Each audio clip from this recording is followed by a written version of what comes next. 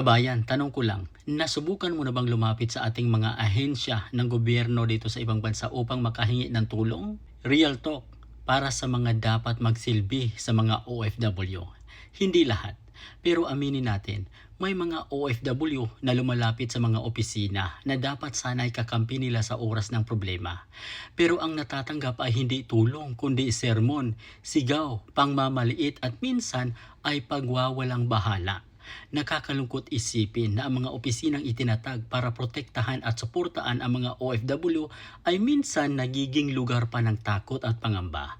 May mga kababayan tayong lumalapit dahil nawala ng trabaho, inabuso ng amo, walang pagkain, walang dokumento o nasa matinding emosyonal na paghihirap. Pero sa halip na malasakit, may ilan na nakakaranas ng malamig na pagtanggap, pagtaas ng boses at pagiging arugante ng ilang empleyado.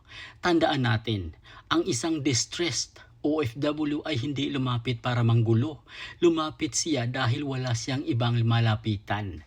Ang pagiging public servant ay hindi lang tungkol sa trabaho.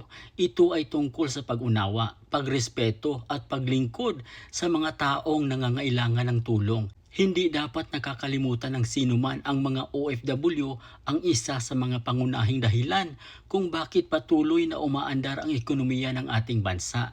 Hindi kailangan ng OFW ng sermon kapag siya ay nasa krisis. Ang kailangan niya ay gabay. Hindi niya kailangan ng panghusga. Ang kailangan niya ay tulong. At hindi niya kailangan ng taong magpaparamdam na pabigat siya. Ang kailangan niya ay taong magpaparamdam na may gobyernong handang tumulong. Panahon na para magkaroon ng mas maraming malasakit, mas maraming pag-unawa, at mas makataong pagtrato sa bawat OFW na humihingi ng tulong. Dahil ang tunay na serbisyo publiko ay hindi nasusukat sa posisyon, kundi sa paraan ng pakikitungo sa taong nangangailangan.